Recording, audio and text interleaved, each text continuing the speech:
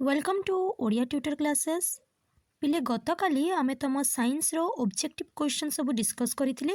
आज आमे subjective part को कंप्लीट करबा। क्वेश्चन नंबर 1 रो ए रे देखो दुईटी क्वेश्चन देछि, गोटे और रे आ गोटे तुमको एग्जाम रे जे कोनोसी गोटे क्वेश्चन करबा को पड़िबो, किंतु मु दुईटी जाक क्वेश्चन आज डिस्कस करिबी। ए रे अछि देखो पिले, सोडियम हाइड्रोक्साइड जलीय द्रवण हाइड्रोक्लोरिक एसिड रो जलीय द्रवण सहित रासायनिक प्रतिक्रिया करी सोडियम क्लोराइड द्रवण और जल उत्पन्न करती। उपरोक्त रासायनिक प्रतिक्रिया पाई अवस्था प्रतीक सहित समतुल समीकरण लेख। कौन कही पिले, सोडियम हाइड्रोक्साइड रो जलीय द्रवण ता माने NaOH प्लस HCl कौन उत्पन्न होउछि, सोडियम क्लोराइड NaCl ता सह जल उत्पन्न होउछि। समीकरणटी को लेखिला परे तार अवस्था प्रतीक सहित आमे दर्शेबा, जेमति कि सोडियम हाइड्रोक्साइड रो एठी एक्वा सॉल्यूशन अछि माने AQ लिखिबो, हाइड्रोक्लोरिक एसिड रो AQ लिखिबो, सोडियम क्लोराइड रो पिले AQ माने एक्वास रे अछि, जलर लिखिबो L माने तार लिक्विड पार्ट रे अछि। तापरे तुमे देखिबो समीकरणटी समतुल अछि ना नाही। आमर एई समीकरण समतुल जेहेतु अछि एतिकिरे आमर सरीजिबो। जदि आ समतुल न थांता ताहेले आमे ताकू समतुल करिथांती। और रे अछि पिले देखो, शुष्क कपर सल्फेट रे किछि बुंदा जल पकेइले कौन हेबो, रासायनिक प्रतिक्रिया सह लेख। प्रथमे आमे रासायनिक प्रतिक्रियाटी को लिखि देबा। कपर सल्फेट रो फॉर्मूला होछि CuSO4, जल सह रिएक्शन कले ता माने H2O ताहा देबो CuSO4 5H2O, जल योजित कपर सल्फेट। एवं एही प्रतिक्रिया द्वारा शुष्क कपर सल्फेट रंग धला रंगरू नील रंग को परिवर्तन होई जिवो। नेक्स्ट क्वेश्चन हला, गाल्भानाइजिंग कौन ओ काहींकी करा जाय। प्रथमे देख पिले, गाल्भानाइजिंग काहाकू कहा जाय, कोनोसी धातु परे जिंक धातुर एक पतला आस्तरण देबा प्रणाली को गाल्भानाइजिंग कहा जाय। एवं काहींकी करा जाय, स्टील और लुहा भले किछि धातु को संख्यारणरू रक्षा करिबा पई एई जिंक धातुर पतला आस्तरण दिया जाय थाए।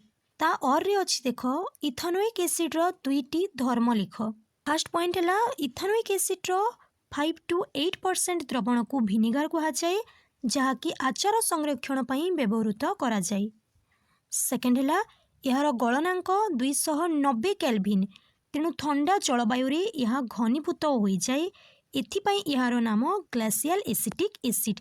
जेमती तमर नड़िया तेल शीत ऋतु रे जमी जाई थाए, ठीक सेमती इथेनोइक एसिड मध्य ठंडा जोगु जमी जाए। नेक्स्ट हला, जे कोनोसी दुईटी प्रश्नर उत्तर दियो। ए, महाकाशचारी मानंकु आकाश काहींकी अंधकारमय बा कला देखा जाए। फर्स्ट पॉइंट हला, महाकाशचारी माने साधारणतः पृथ्वी पृष्ठरू यथेष्ट उपरी यात्रा करती, जेउठारे वायुमंडल न थाए। वायुमंडल नथिबारु कणिका मानक द्वारा आलोकर विचूरण मध्य होई न थाए। ताहेले पिले आमे जानिले जे आलोकर विचूरण पाई वायुमंडल निहाती भाबरे जरूरी। सेथिपाई जेहेतु आमर पृथ्वी पृष्ठ उपरी वायुमंडल न थाए, आलोकर विचूरण सेठी हुए नाही एवं महाकाशचारी मानंकु आकाश अंधारुआ देखा जाए। नेक्स्ट क्वेश्चन हला, गोटे 20 ओम प्रतिरोध विशिष्ट वैद्युतिक इस्त्री रे 5 एम्पियर विद्युत स्रोत प्रवाहित होउछि, 30 सेकेंड रे केते ताप उत्पन्न हेबो। देख पिले, प्रश्न रे हमकु दिया जाइछि इस्त्री रो प्रतिरोध R दिया जाइछि 20 ओम, विद्युत स्रोत ता माने I दिया जाइछि हमकु 5 एम्पियर, समय T टाइम दिया जाइछि हमकु 30 सेकेंड। हमकु बाहर करबा को कहिछि ताप माने H = I² RT आमे बाहर करबा। I² जगह पिले लिखि देबो 5 रो स्क्वायर इनटू R दिया जाइछि 20 इनटू T दिया गला 30। 5 रो स्क्वायर ला तमरो 25 इंटू 20 इंटू 30 गला 600, ता माने यार भैल्यू आसीगला तमरो 15,000 जूल। नेक्स्ट क्वेश्चन है देख कहीं दुई चुंबकीय क्षेत्ररेखा परस्पर को छेद करती नहीं। आंसर देख पिले दुईटी चुंबकीय क्षेत्ररेखा परस्पर को छेद करती नहीं कारण जदिओ चुंबकीय क्षेत्ररेखा गुड़िक वास्तव नुहंती तथापि सेगुड़िक वास्तव चुंबकीय क्षेत्र उपस्थापन करती एवं एही क्षेत्ररेखा उपरे जेकोसी बिंदुरे स्पर्शक अंकन कले ताहा सेही बिंदुठारे चुंबकीय क्षेत्रर दिग निर्देश करे। सेकेंड पॉइंट जदि दुईटी रेखा परस्पर को छेद करिवे ताहेले छेद बिंदुरे दुईटी स्पर्शक अंकन करा जाई पारिबो एवं सेही बिंदुरे चुंबकीय क्षेत्रर दुईटी दिग आसिबो जहाँकि असंभव अटे। नेक्स्ट क्वेश्चन है गोटे लेंस रो पावर -2 डायोप्टर यार फोकस दूरता केते यह कि प्रकार लेंस। देख पिले प्रश्न रे हमको दिया जाइछि पावर पी देछि -2 डायोप्टर पावर एवं फोकस दूरता भितर संपर्क आम जानिछु जे F is equal to 1/p ताले 1/-2.0 यार भैल्यू हेबो पिले 0.5 मीटर जहाँ को आम सेंटीमीटर रे प्रकाश कले हेबो -50 सेंटीमीटर। लास्ट को पिले तमे लिखिदेव फोकस दूरता जेहेतु विजुक्तात्मक अटे तेणु यह एक अवतल लेंस। नेक्स्ट क्वेश्चन है तुमको तीनोटी टेस्ट ट्यूब दि जाइछि सेति मध्यरु गोटी करी अम्लीय द्रवण अन्य गोटिए क्षारीय द्रवण और तृतीय रे विशुद्ध जल दि जाइछि। तुमको गोटे मात्र नील लिटमस दि जाइछि से गोटे नील लिटमस को व्यवहार करी तुमे किपरि टेस्ट ट्यूब रे थिबा उपादान को चिन्हिब। देख पिले आमको तीनोटी टेस्ट ट्यूब दि जाइछि फर्स्ट सेकेंड थर्ड आमे जानिनु को टेस्ट ट्यूब रे को द्रवण रहिछि एवं आमको दि जाइछि गोटे नील लिटमस से लिटमस को व्यवहार करिकि आमे जानिबा जे को टेस्ट ट्यूब रे को द्रवण रहिछि। फास्ट कौन करबा ना पिले ए नील लिटमस को गोटे टेस्ट ट्यूब रे बुड़ेइबा जदि से नील लिटमस टी रंग बदलई लाल हो गला ताहले आमे जानिछिबा जे से टेस्ट ट्यूब रे हमर अम्ल रहिछि ताहले आम पाखरे तो लिटमस पेपर सरीगला गोटे हितला एबे आमे ए लाल लिटमस को कौन करबा ना आ गोटे आमे द्रवण रे बुड़ेइबा जदि से लाल लिटमस पुणी रंग परिवर्तन करी नील हो जाउछि ताहले आमे जानिबा से टेस्ट ट्यूब रे हमर क्षारीय द्रवण अछि एवं बाकी जो रहीगला टेस्ट ट्यूब से विशुद्ध जल अच्छी आउ जदि लाल लिटमस रंग बदलू नाही ताएले से टेस्ट ट्यूब रे हमर विशुद्ध जल रही अछि। भाबुची तमे या बुझी जाइतिबो एबे नीचे तमे वार्डिंग देकी या को लिखिदबो ता सह ए डायग्राम टिको मध्य करि देतिबो। नेक्स्ट क्वेश्चन है गरम पानी टांकी निर्माण कला बेले स्टील व्यवहार न करी तंबा व्यवहार करिवार कारण कौन। आंसर देख पिले स्टील लुहार एक मिश्र धातु अटे एथिरे थिबा लुहा बांफ सह प्रतिक्रिया करी कलंकी सृष्टि करी जहाँ फल धातुर संख्यारण होता है तापाई तमे गोटे समीकरण मध्य लिखि पारिबो आयरन लिखिदेब प्लस H2O जहाँ कि तमर होछि Fe3O4 एवं हाइड्रोजन गैस बाहरुछि। नेक्स्ट पॉइंट है किंतु तंबा साधारणतः गरम जल किंबा बांफ सह प्रतिक्रिया करे नाही तेणु गरम पानी टांकी रे स्टील व्यवहार न करी तंबा व्यवहार करा जाए। नेक्स्ट क्वेश्चन है आधुनिक पर्याय सारणी गोटे पर्याय बामरु डाहाण को गले इलेक्ट्रॉन त्याग करने प्रवृत्ति किपरि बदले वर्णना कर। आंसर देख पिले आधुनिक पर्याय सारणी बामरु डाहाण को मौलिक मानकर परमाणुर न्यूक्लियस रे गोटे लेखाएं युक्त चार्ज वृद्धि पाइबा सह बाह्यतम कक्षरे गोटे लेखाएं इलेक्ट्रॉन वृद्धि पाई सेल संख्या समान रहिबो एवं युक्त चार्ज और इलेक्ट्रॉन वृद्धि पाइबो। सेकेंड पॉइंट है एही कारणरू परमाणु मानकर न्यूक्लियस रो बाह्यतम कक्षरे थिबा इलेक्ट्रॉन प्रति आकर्षण बल एक निर्दिष्ट पर्याय बामरु डाहाण को वृद्धि पाए।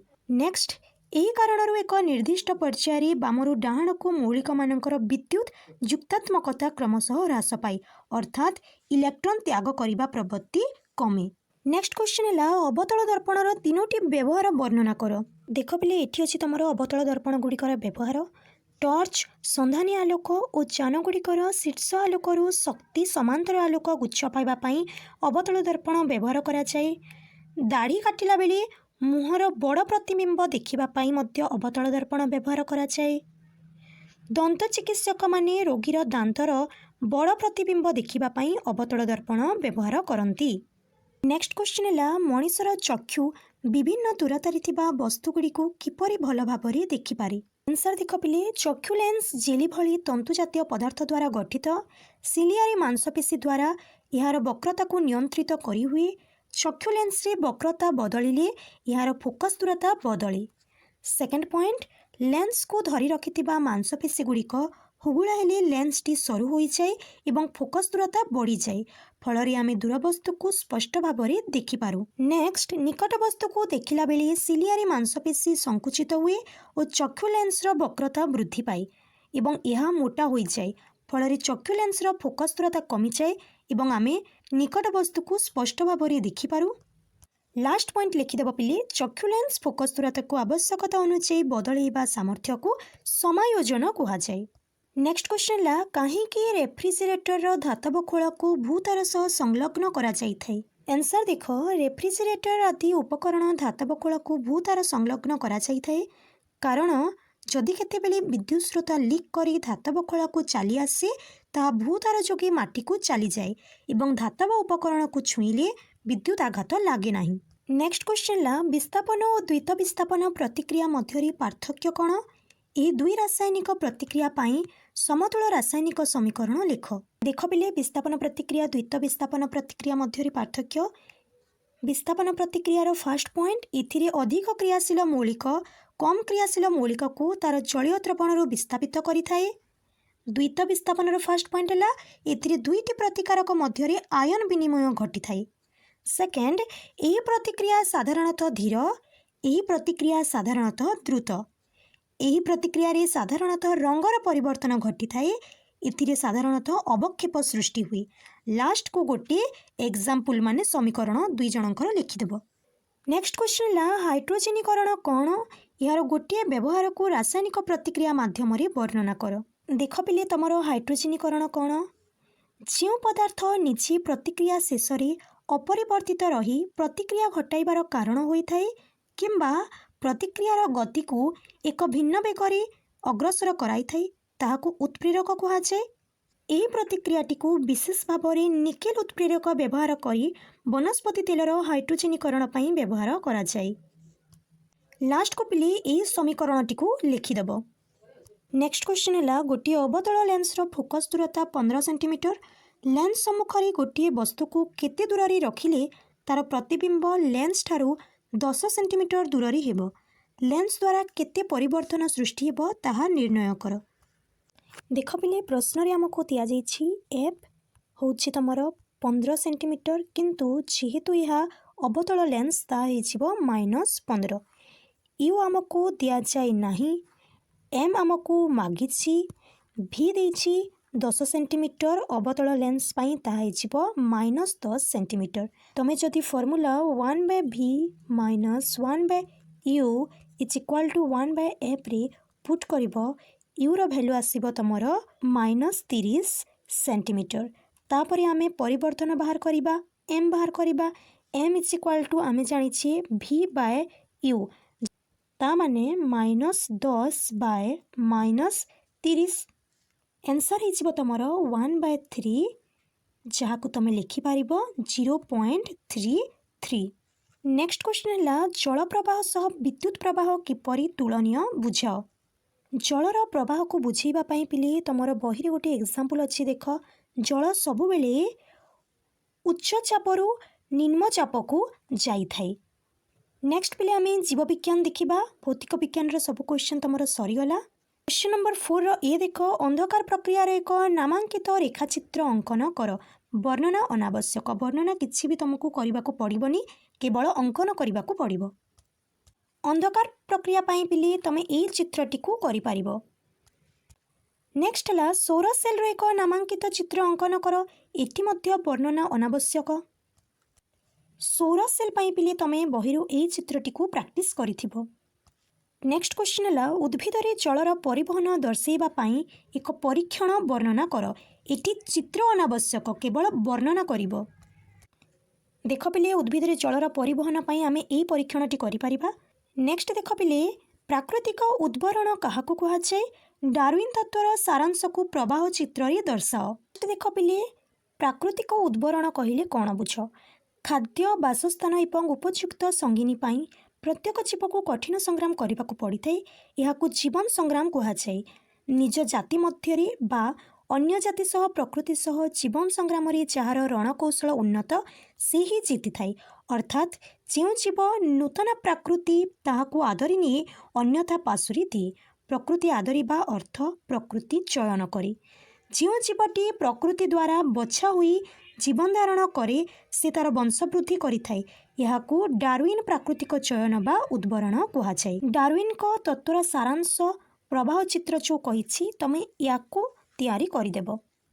जबक्षारजान चक्र सह संश्लिष्ट निम्नलिखित जीवाणु मानकर कार्य संबंध में लेख। कपिले आमोनीकरण बैक्टेरिया तुमर जो अच्छी से प्रोटॉन और एमिनो एसिड आदि पदार्थ आमोनिया को बाहर करि थाए।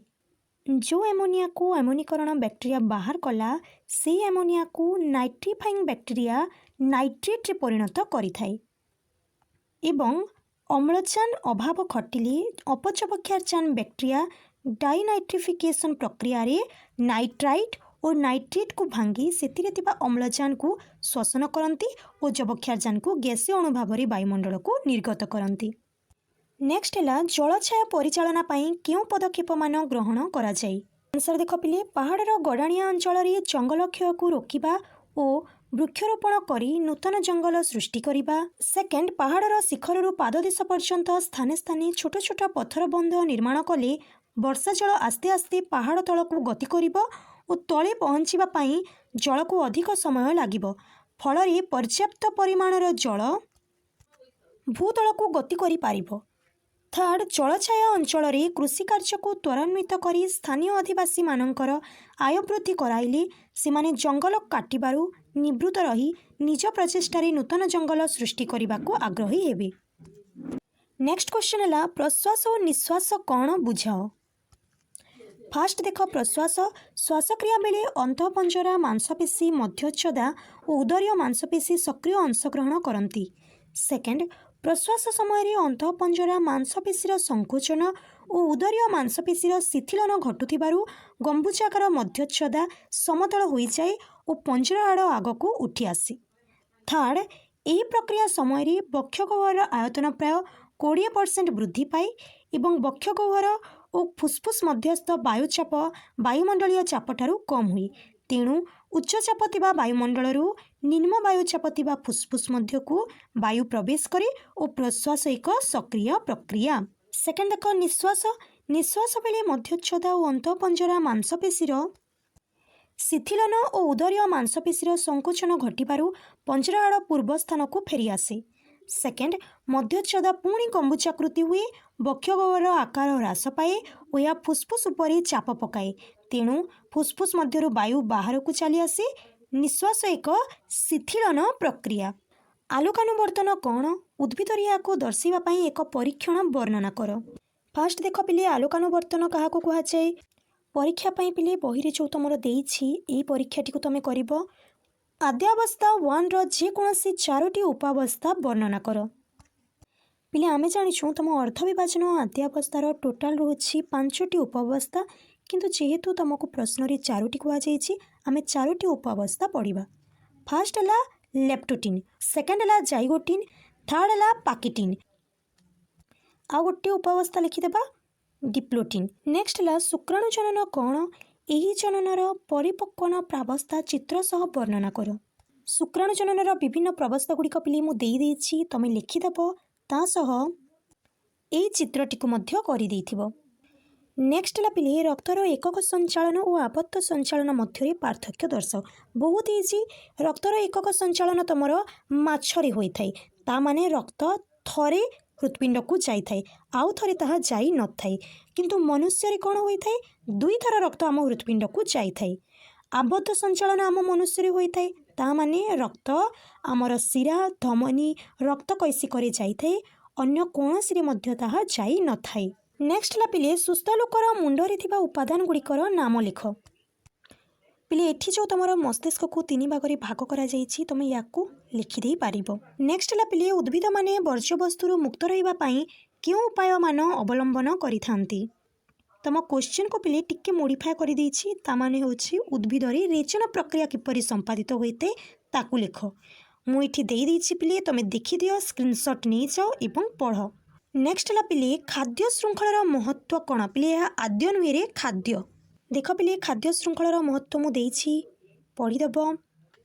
ନେକ୍ସଟ ହେଲା ପରିପୋଷଣୀୟ ବିକାଶର 2ଟି ଉଦାହରଣ ସମ୍ବନ୍ଧରେ ଆଲୋଚନା କର। ପିଲେ ପରିପୋଷଣୀୟ ବିକାଶ କ'ଣ? ଯଦି ଆମେ ଗୋଟେ ଜିନିଷକୁ ଗୋଟେ ଜେନେରେସନରେ ନ ସାରିକି ଆଗ ପିଢ଼ି ପାଇଁ ଯଦି ତାକୁ ସଞ୍ଚୟ କରିକି ରଖୁଛି ତେବେ ତାକୁ ପରିପୋଷଣୀୟ ବିକାଶ କୁହାଯାଏ। ନେକ୍ସଟ କ୍ୱେଶ୍ଚନ୍ ହେଲା କୋଭିଡ୍-19 ପରିଚାଳନାରେ ଗ୍ରୀନ୍ ଜୋନ୍ ଓ ରେଡ୍ ଜୋନ୍ କାହାକୁ କୁହାଯାଏ? କୋଭିଡ୍ ଟାଇମ୍ରେ ପିଲେ 3ଟି ଜୋନ୍ କରାଯାଇଥିଲା।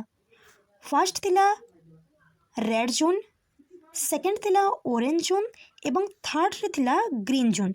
ତା ମାନେ ଯେଉଁ ଅଞ୍ଚଳରେ 2 ଗୁଣିତ ହାରରେ ରୋଗୀ ଥିଲେ ତାକୁ ରେଡ୍ ଜୋନ୍ କୁହାଯାଉଥିଲା, ଅଧିକ ରୋଗୀ ଯେଉଁ ଅଞ୍ଚଳରେ ଥିଲେ ତାକୁ ଅରେଞ୍ଜ ଜୋନ୍ କୁହାଯାଉଥିଲା ଏବଂ ଯେଉଁ ଅଞ୍ଚଳରେ କମ୍ ରୋଗୀ ଥିଲେ ତାକୁ ସବୁଜ ବା ଗ୍ରୀନ୍ ଜୋନ୍ କହିକି କୁହାଯାଉଥିଲା।